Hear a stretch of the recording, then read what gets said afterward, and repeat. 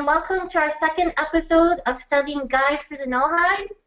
My name is Abby, and in this video study is our newest project from Bnei Noach. And before we get into our study, I'd like to introduce my on-screen co-host. We have Andrew overall. Wave at the screen, Andy. Andrew. We have Jacob Sharp. Wave at the screen, Jacob. And so in this project, which we're reading Guide for the Noahide, the plan is to read paragraph by paragraph and then stop as we're studying and discuss and talk about halachah. And Andy and Andrew and Jacob are going to be the primary speakers with regard to that set of knowledge. If you don't have a copy of this book, you can get it on Amazon. Either order the hard print or Kindle, or you can also buy it at the publisher's website, lightcatcherbooks.com. And this is going to be an ongoing series of study. And what I would suggest to you, if you have this book, is to read along with us.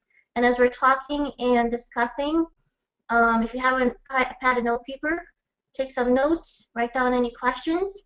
And then when we post this and you have those questions at the end of the episode, to just post them in the comment section. And I think you'll get a lot out of it too. So with that, we have on here, let's see here, everybody, you guys can see my screen with the book? Right? Yes. Here's the beautiful cover. So last week we read and studied in the author's preface the background and history section. We covered this entire section, and you're welcome to go look at that episode on our channel. And today we're going to actually continue reading. Sorry, I'm clicking too fast. We're going to start reading here where it says the need of the hour, teaching RaMBaM according to RaMBaM. So yeah, that's where we're at. Yeah, and this week, as we go through this, you should keep in mind a couple of questions that a couple of points that we're going to be talking about. One of them is, what are all these different texts that make up the oral tradition, and how do they fit together? Second is, how do these texts relate to each other? And third is, I guess, in what way should we relate to these texts? So which texts should we hold most, authoritative, and which texts do we hold less authoritative, and why? And from which texts can we really learn our 7 laws? So keep those questions in mind as we go through the text tonight, because hopefully we'll cover all those points. Yes. So in this episode, Andy's going to be our reader. And so let's get started. Take it away, Andy. Andrew. Sorry. Okay. Thank you, Abby. All right. So now we begin on this section, in which we will learn the importance of learning of laws, a halachah, that is based on RaMBaM's Mishneh Torah. So here we go. The need of the hour to teach RaMBaM according to RaMBaM. Milestone was reached in 2008 with the publication of the Divine Code by Rabbi Moshe Weiner, with the assistance of Rabbi Eliyahu Toger, English translator and commentator to the Mishneh Mishneh Torah series. Here was a first attempt to produce a comprehensive legal code, a veritable Shulchan Arukh, which was a more recent code of Jewish law written in the 16th century. This was for Noahides, based chiefly on Mishneh Torah. Mishneh Torah is the great encyclopedic code of practical law written by RaMBaM, Rabbi Moshe ben Maimon, of blessed memory, and this is greatly significant. Now, here, as Jacob mentioned, when we're learning about the texts that relate to the oral law or contain all the laws that were part of the oral law. We come to one here, one of many, but we'll learn here what makes this particular text significant in learning our laws, in following the path of God, as well as how it relates to the Tanakh, this work, Mishneh Torah. RaMBaM, just briefly, was a rabbi, not just a rabbi, but one of the greatest rabbis, let's say in the past, really more than 1,000 years. He grew up and was raised in Spain, and like many colleagues of his time, had inherited the tradition of learning both Tanakh and oral law, going all the way back to Moshe at Sinai, as many rabbis do, and was counted as one of the greatest rabbis for his scholarly work, case in point with Mishneh Torah, among other things, as well as being known for a great physician, from whom, if I'm not mistaken, it was, forgive me, not the Hippocratic Oath, but certainly a philosophical approach to medical treatment and healing. But many other things about him, but just in brief, who was RaMBaM and Mishneh Torah. Jacob, anything to comment on? There's a great ethical prayer, or I guess an ethical statement, a statement of ethics that's still widely used in the medical world today that he penned.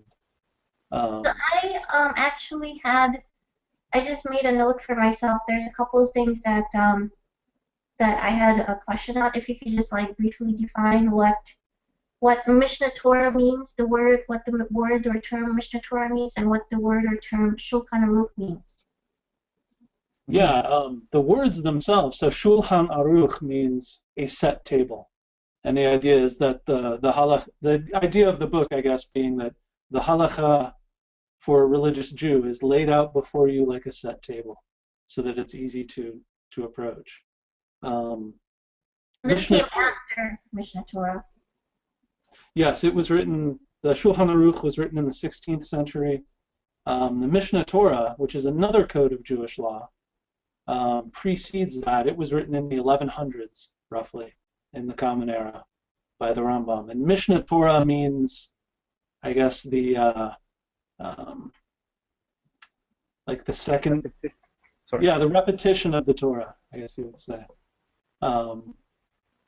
And it also is a code of Jewish law containing all of Jewish halachah. Now, the difference between the two works, just really in brief, is that the Mishneh Torah, written by the RaMBaM, contains pretty much a summary of all of halachah, really, all of the practical do's and don'ts, and all of their particular details in very plainly stated text, so you can read through it and understand it, and it's laid out in a nicely well-organized way.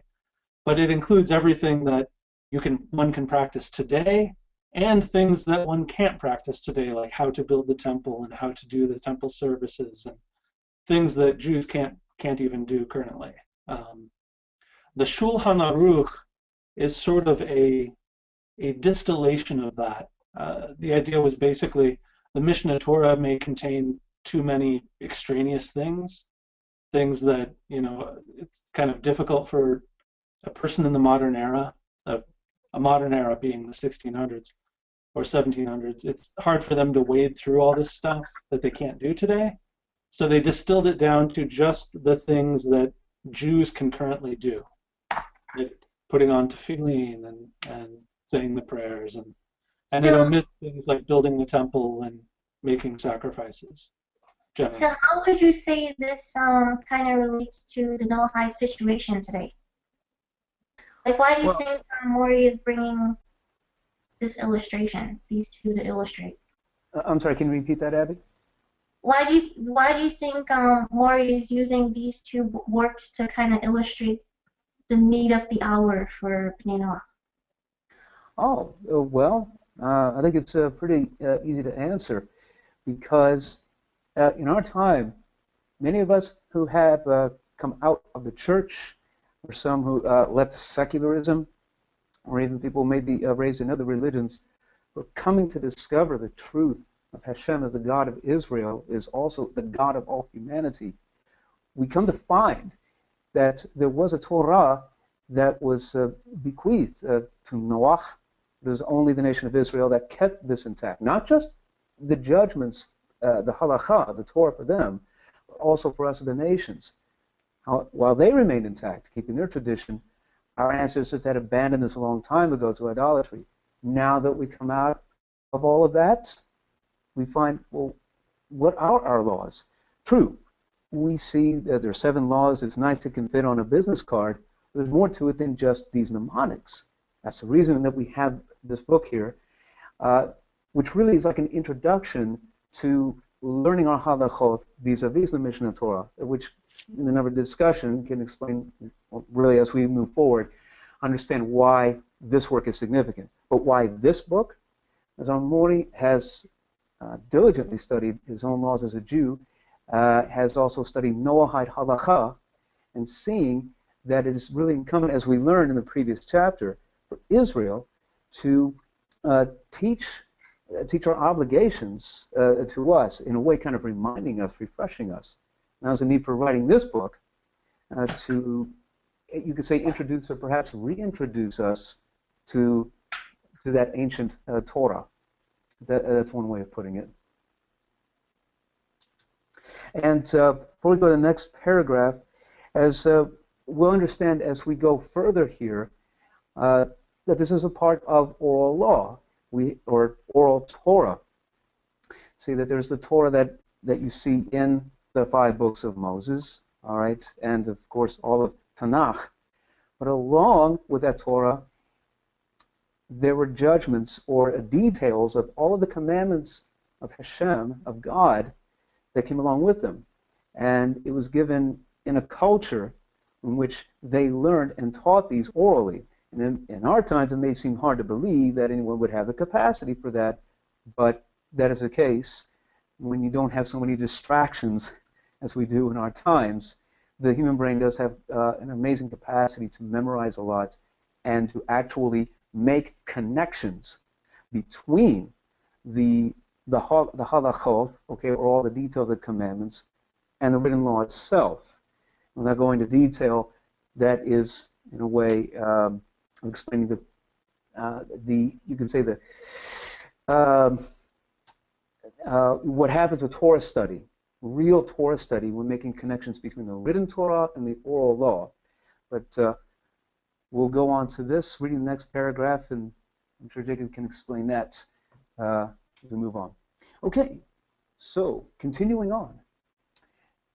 In theory, God's entire law, including all the laws for non-Jews, can be completely learned, successfully practiced, and taught straight from the ancient written sources, Bible, and the sum total of Talmudic literature, which is the repository of the oral law, Mishnah, Tosefta, Mechilta, Sifra, Jerusalem Talmud, and Babylonian Talmud. Since the Jewish sages sealed the oral law from further redaction with the completion of the Babylonian Talmud, these sources represent the full court record, an unbroken tradition from Moses at Mount Sinai, by which we can know every detail of how the laws must be kept and how those details are received or derived by the sages from the written law, the Bible. There's a great deal in here to be explained. Jacob? Yeah, so the general idea, so as we know, the Torah consists of 2 parts. There's the written Torah, which we're all familiar with. It's the 5 books of Moses. And then there's the oral Torah, which is the tradition when Moshe went up on Har Sinai and received the Torah from Hashem. He was up there for 40 days, and he wasn't simply given the text of the written Torah. It was explained to him how to do it, and every particular detail was explained to him. And there's an oral tradition as to how the meanings behind certain things and how certain concepts can be derived from it. And then on top of that, Hashem commanded Moshe to establish the Sanhedrin, right?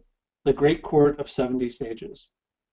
And these, in every generation, as the Sanhedrin exists, they can basically make additional rulings. They can, and it's not like they're making up new rulings, but new situations will arise which no one has ever dealt with before. Like, oh no, what do we do with this new piece of technology? Can we use electricity on Shabbat? Things like that will arise, and they'll, using the rules of interpretation of the Torah that Moshe received from Hashem, they'll be able to derive new rulings that apply to these new situations and hand those down in an unbroken oral tradition. So this happened from the time of Moshe and all the way through Israel's history, as long as there was a Sanhedrin, and they made new rulings and they handed those down. And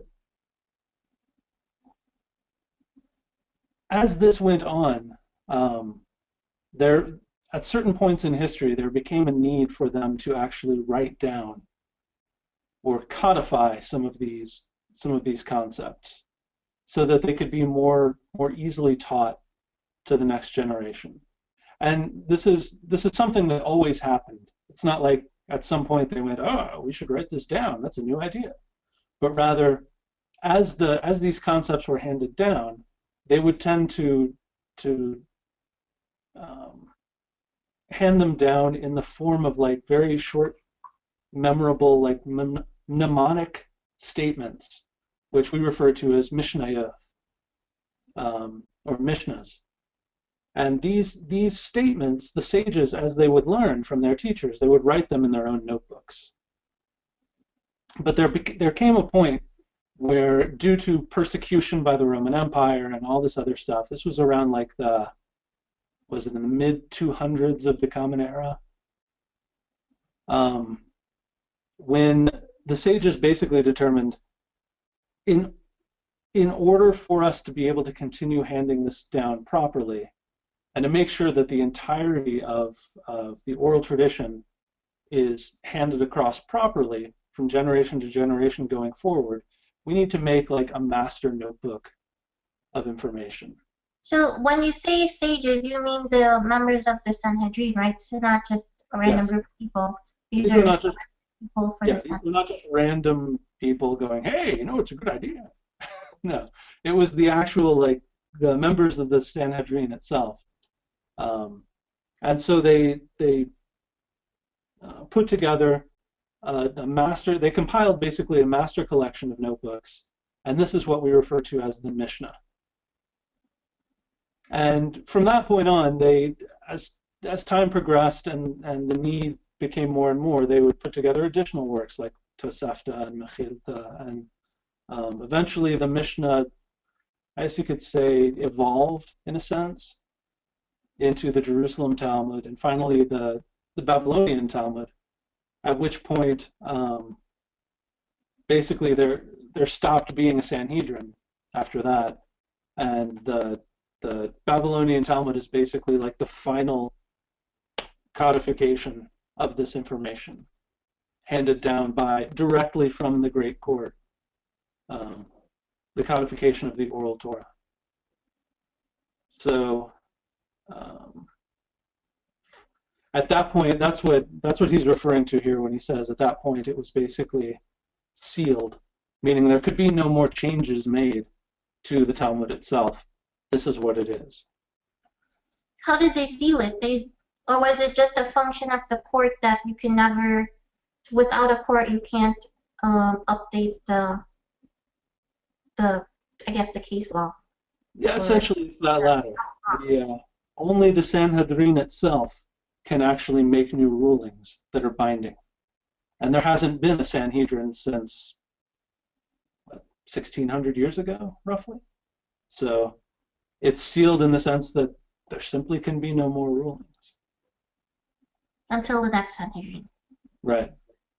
Until the Jewish people reestablish the Sanhedrin. It's a little more complicated than that, but that's the basic idea.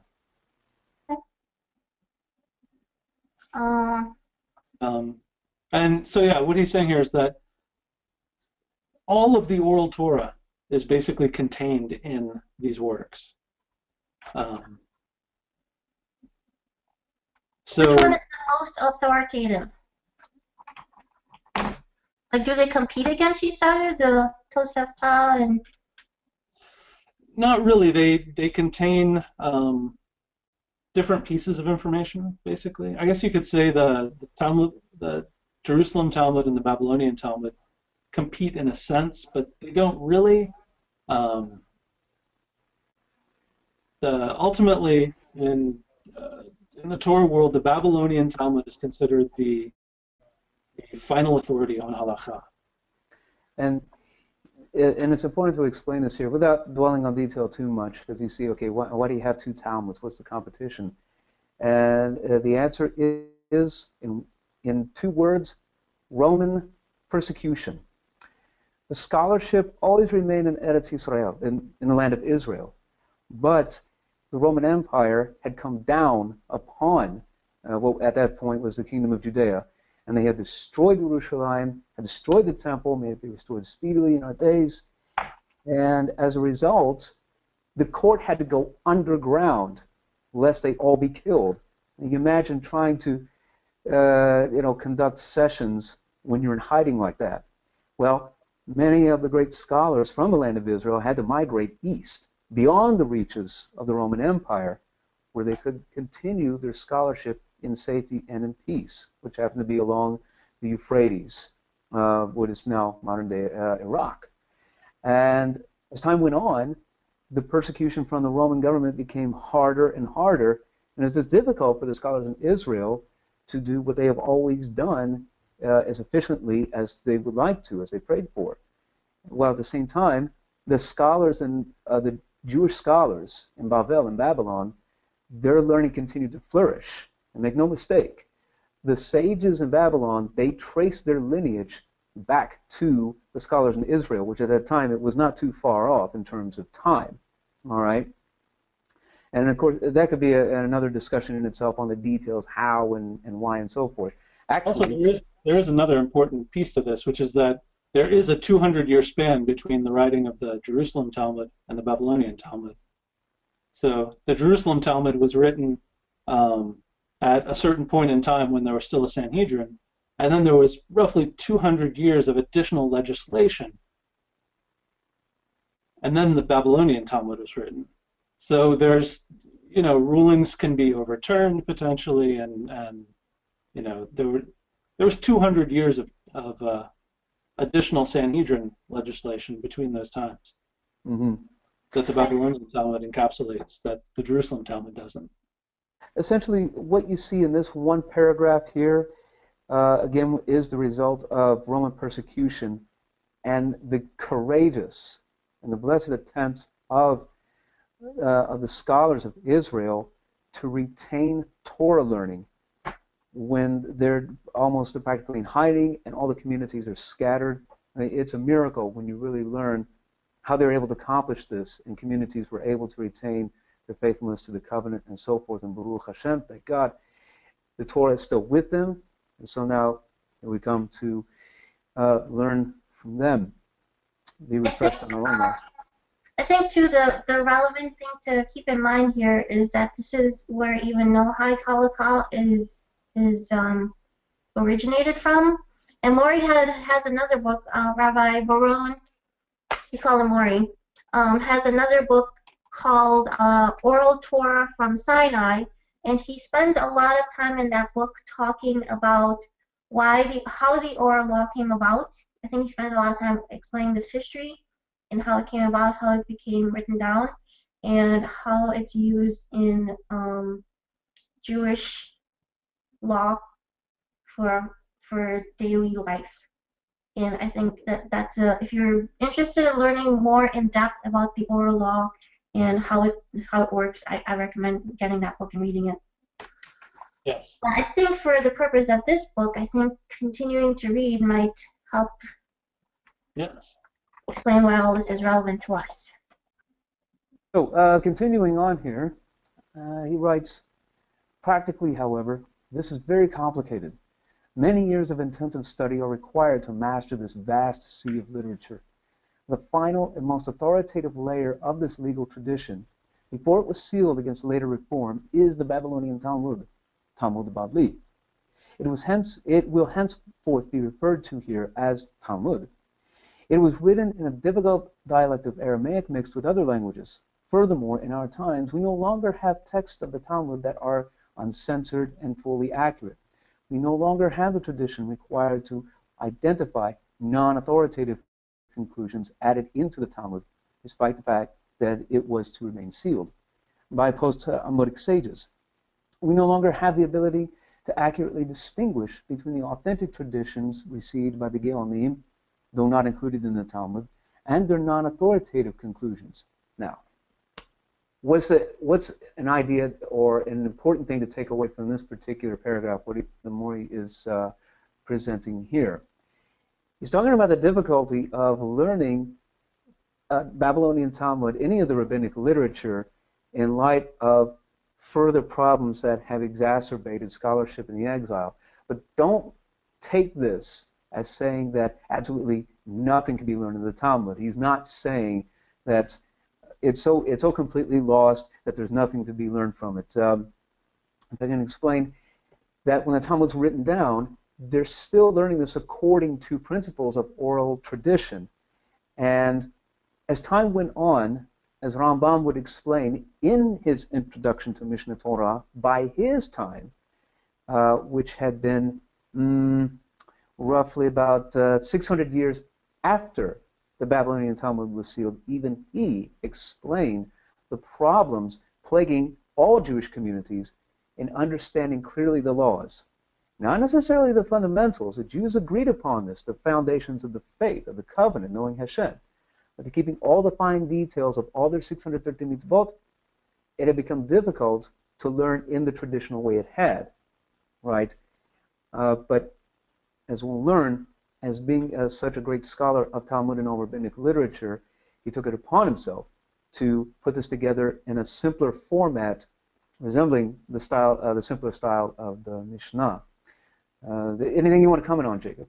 Or as the RaMBaM says, he basically said, you know, the average person, the average Jew, who needs to know the halachah so that he can actually do it on a day-to-day basis, doesn't necessarily have the time and, in many cases, even the inclination to be able to sit down and master the Talmud. So the RaMBaM put together the final rulings from the Talmud in a very easy, logically laid out way so that your average Joe could pick it up, say, oh, wait, how am I supposed to do this? Open it up to the right section, read through it, and understand. Because it's not supposed to be difficult to understand. It's supposed to be very straightforward and laid out before you.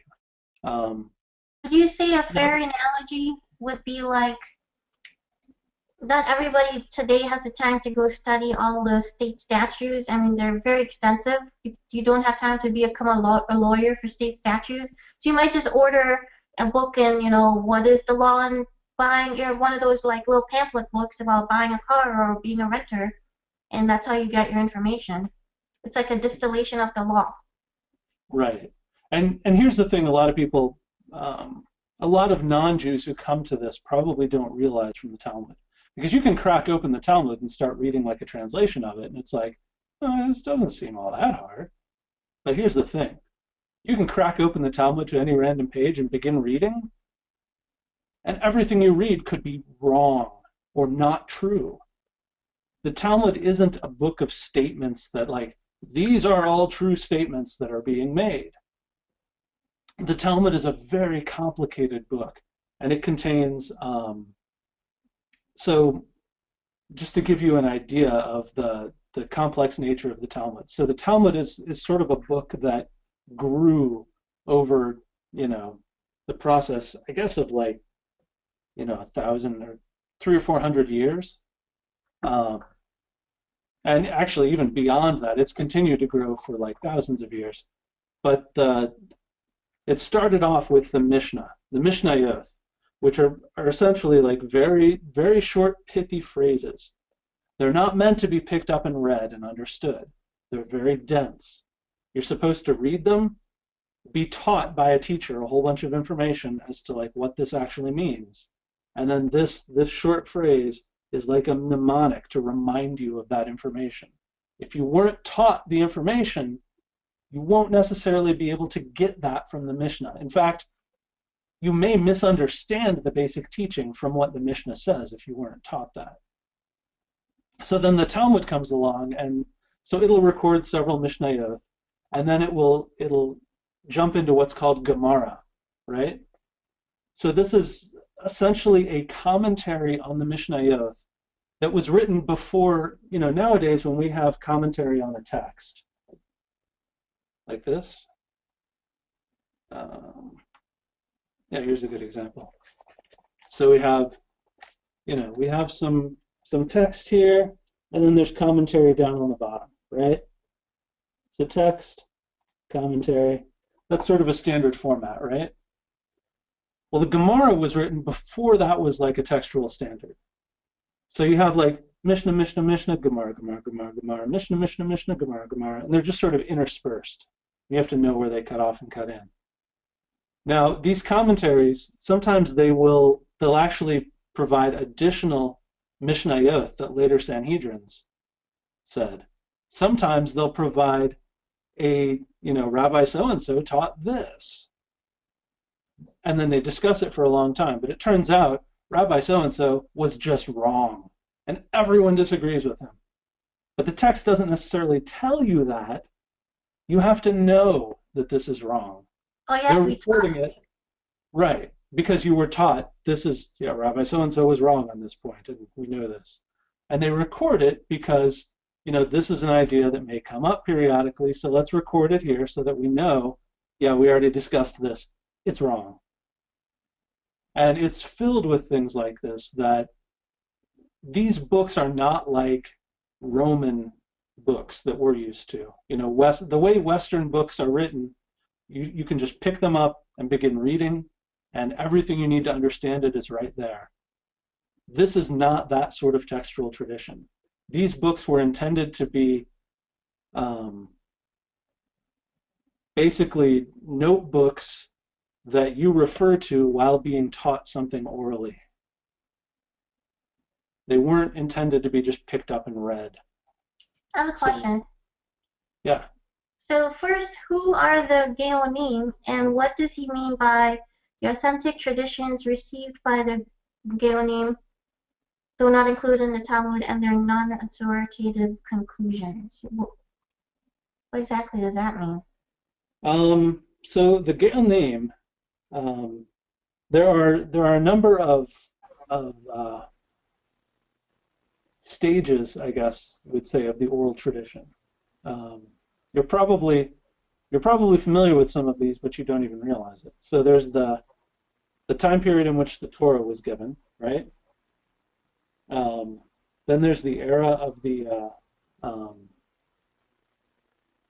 prophets, right?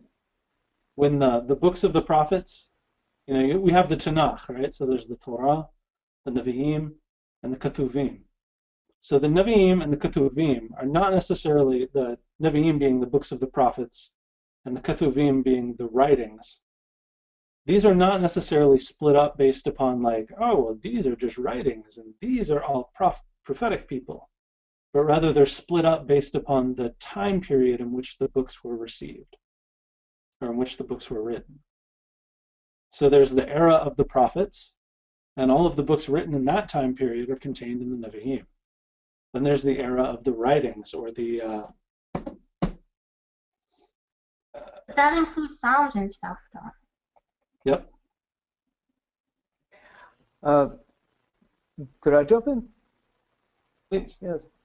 When talking about the Geonim and talking about these different stages, again, keeping in mind these different eras of scholarship refer to times when Jewish scholarship had to adapt. Now, don't mistake this with reform, that we're going to just completely overturn this law and overturn that law, and oh, hey, the Torah is written by men. No, not like that. But again, remember, like the Mishnah came about. Why? Because Roman persecution was making it more difficult. So again, you have these different eras, just like these writings, these works, different eras of scholarship where they're trying to adapt. And it goes like this. From the time the Torah was given to Moshe and on down until the Babylonian exile, all right, prophesied in the time, or really occurred in the time of Jeremiah, to give a time scale, the court was completely intact. Not that it really wasn't intact later, but after the Babylonian exile, you have Ezra and the men of the Great Assembly in Babylon. This is the first time when Jewish scholarship was challenged. You know, could we survive outside the land? Baruch Hashem, they did. And much of what we know to be a Torah as practiced today, like in the case of the Siddur, with Jewish prayers, were decreed by them. And that court, his court, actually included some of the great prophets like Zechariah and Haggai, among others. And that started the era of the Tanaim, they're called. Actually, not long after the period of the Zugot, or pairs. Why? Because at that time, the pairs, where you had two leaders in each generation, because scholarship did suffer a little because of the persecution of the Greek Empire, until it became unified again, and which came to the era of the Tanaim, as Jacob pointed out. And in their time, the Zugot, the pairs. But I didn't know that was an explicit era. Sorry? I said I didn't know that was an explicit era. I thought they were all considered Tanaim. Yes, but as it is, the Tanaim, they flourished until the time of Rabbi Yehuda Hanassi, the one who brought together the Mishnah. That era came to an end because of Roman persecution. It was too severe for scholarship to truly flourish.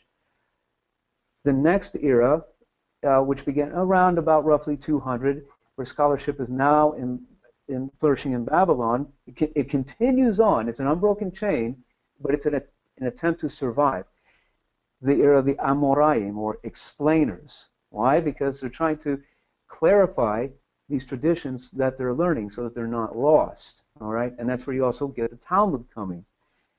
After the Amoraim, you have the Savoraim, which is an era around the time where the Talmud, it's still being redacted, but it comes to a close. It was roughly in the 5th century. Now these are all members. The Geonim, the Tanaim, the Amorim. These are all members of the Sanhedrin, right? This is just not the name of a generation. What is it? Okay. What are these titles? Okay. The Sanhedrin. Okay.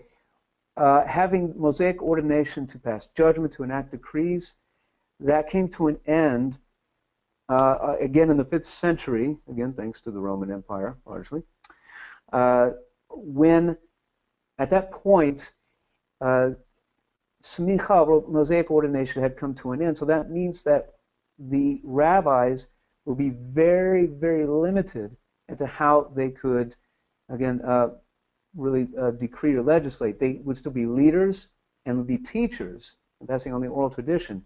But after that time, as Jacob mentioned, this occurred about 1,600 years ago.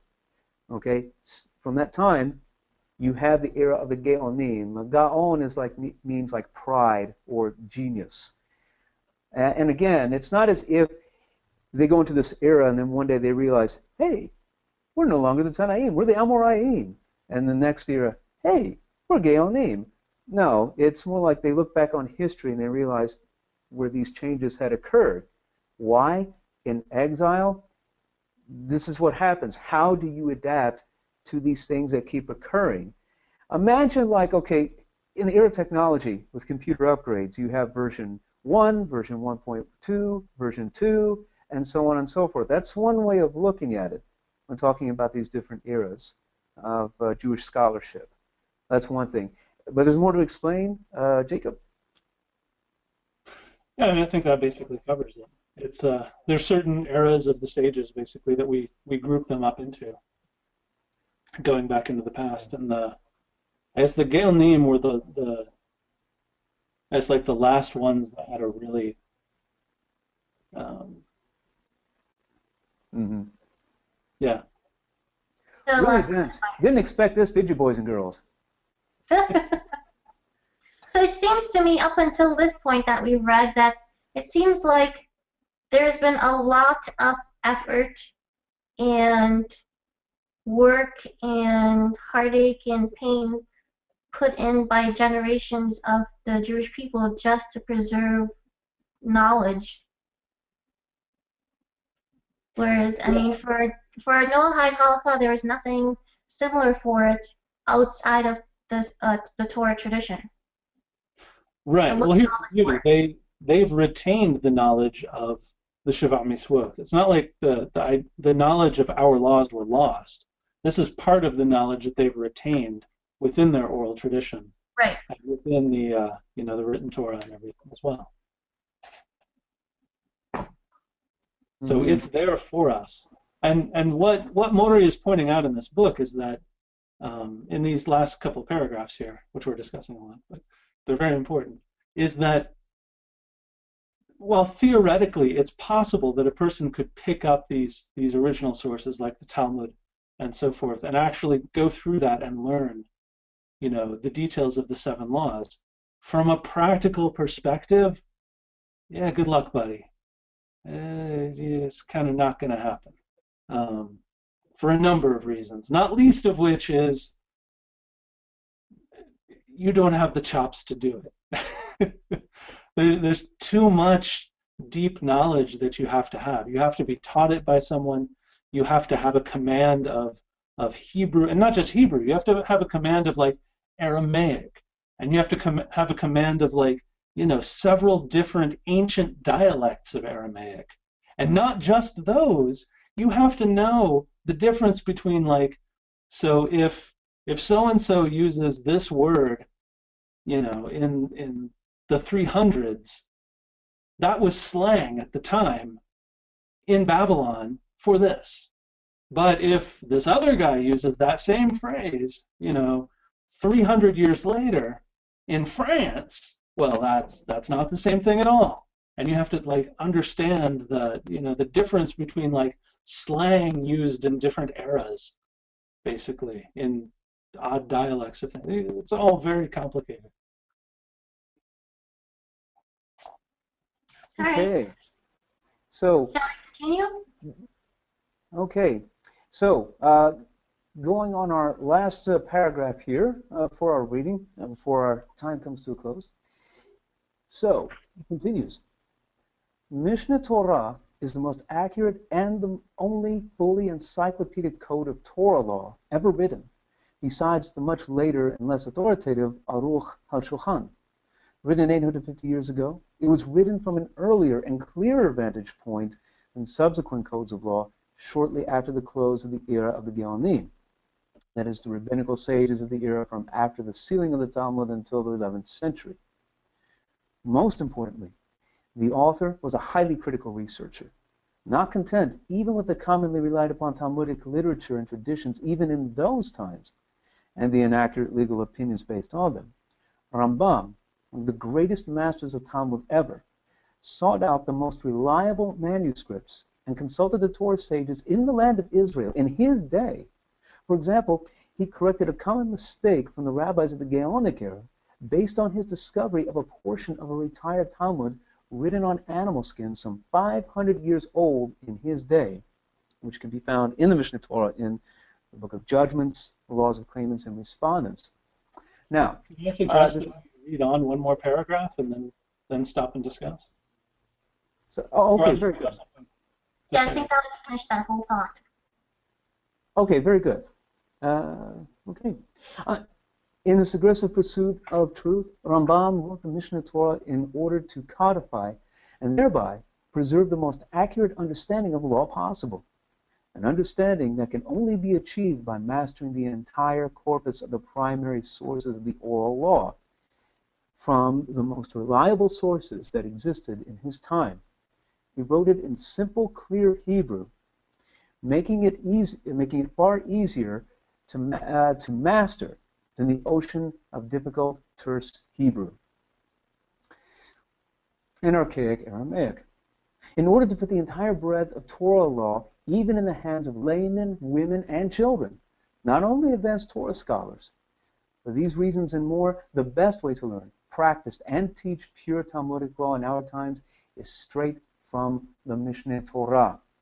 Now, also to be clear, this is not to make out to say that, how would you say, that there's any kind of presumption on the part of RaMBaM, but again, as someone, Jews are known for being very precise about many things, no less in being with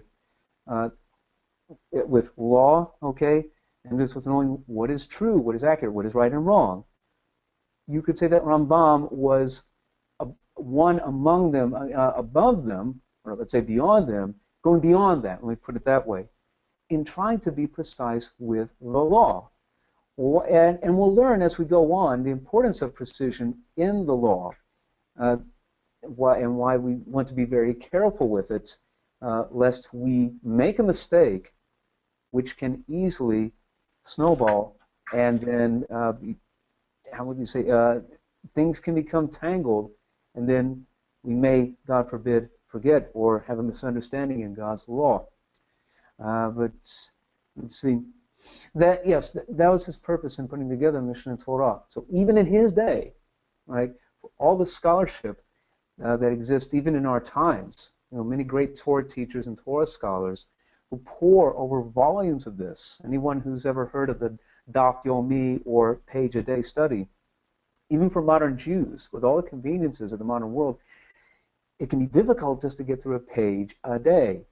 Here was a scholar who achieved the entire vast sea of rabbinic literature, and again, from where he stood in his times, himself having inherited the proper traditions of understanding this. But I will stop myself. It's not for nothing that they said of the RaMBaM, from Moshe to Moshe, there was none like Moshe. Meaning that he was like this level of like Torah genius that stood out in the Jewish world.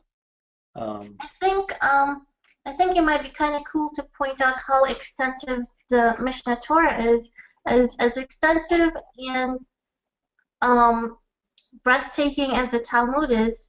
I know, Jacob, on your shelf you have all the volumes of the Mishneh Torah in translation, in English translation, and that's like what, 14 books?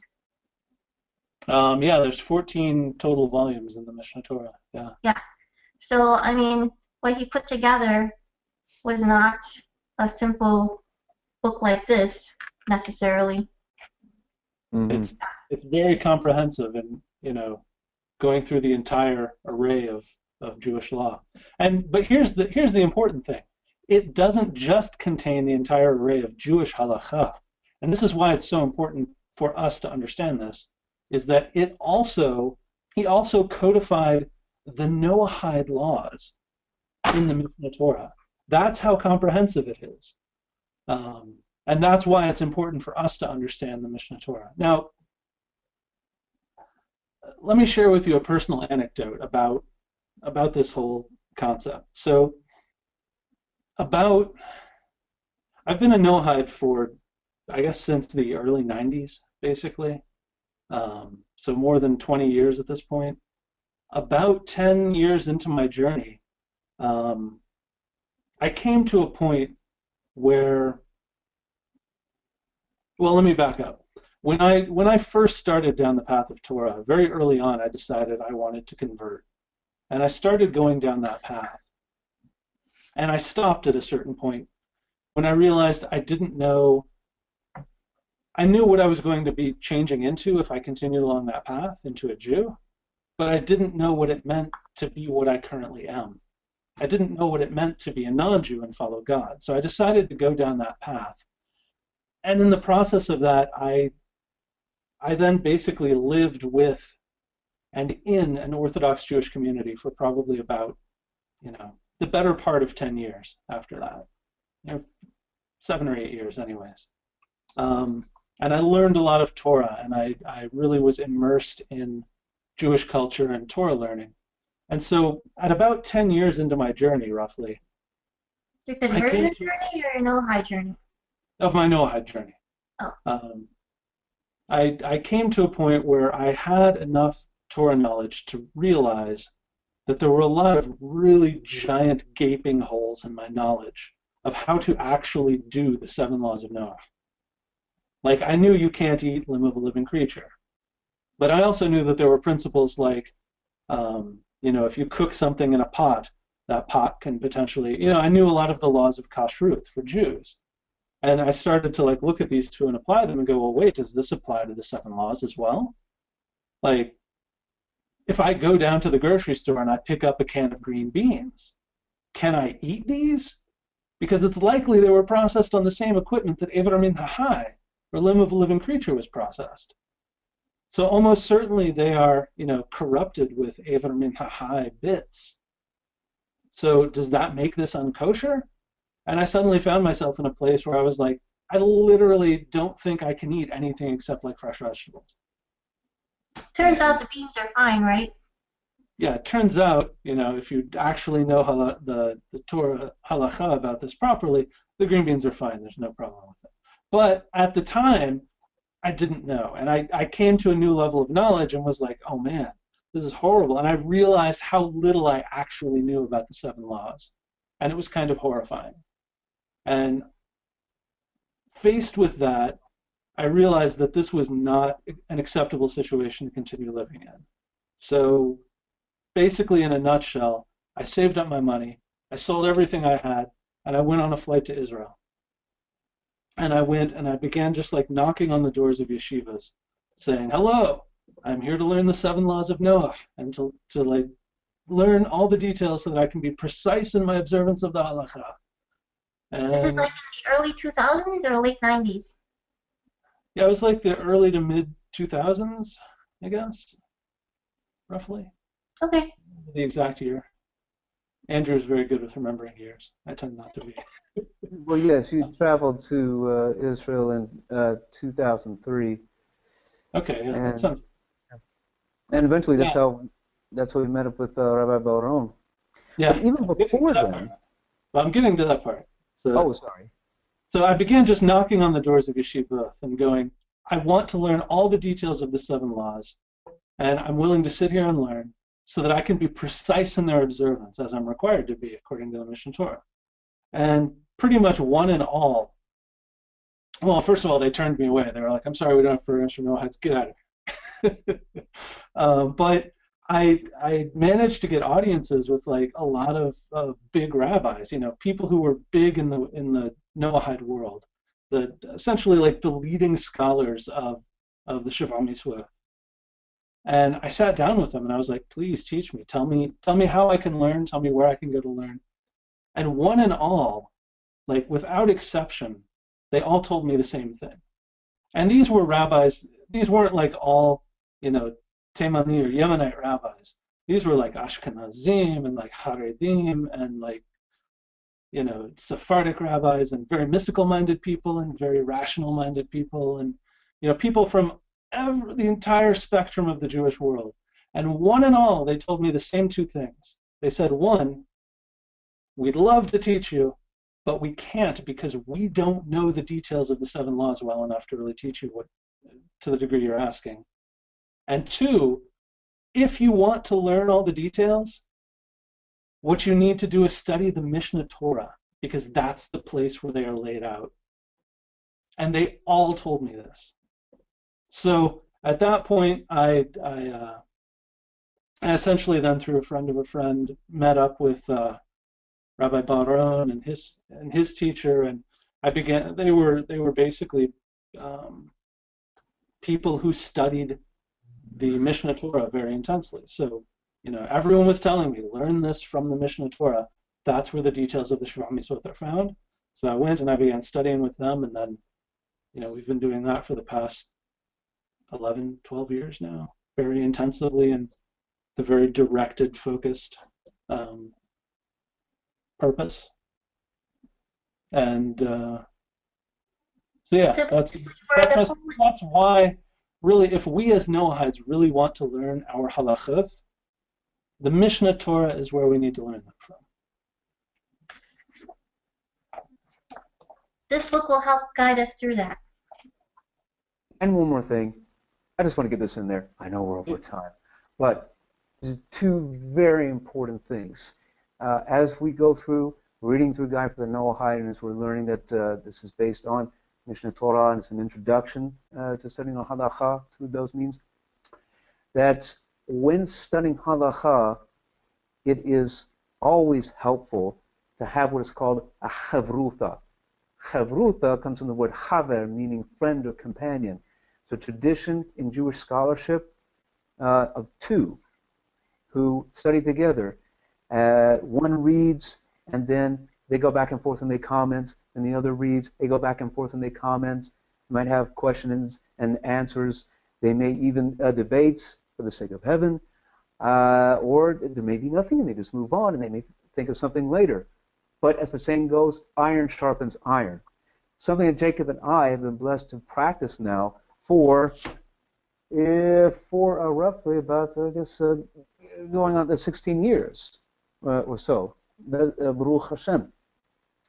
And hopefully, people who watch our videos here and go through this will feel encouraged to find other Noahides to team up with and to start chevrutha studies of their own, just simply getting together, if maybe in the same place, or as we find we're all over the world, over Skype or GoToMeeting or WebEx or Google Hangouts, and doing this very thing. This is largely what we're doing.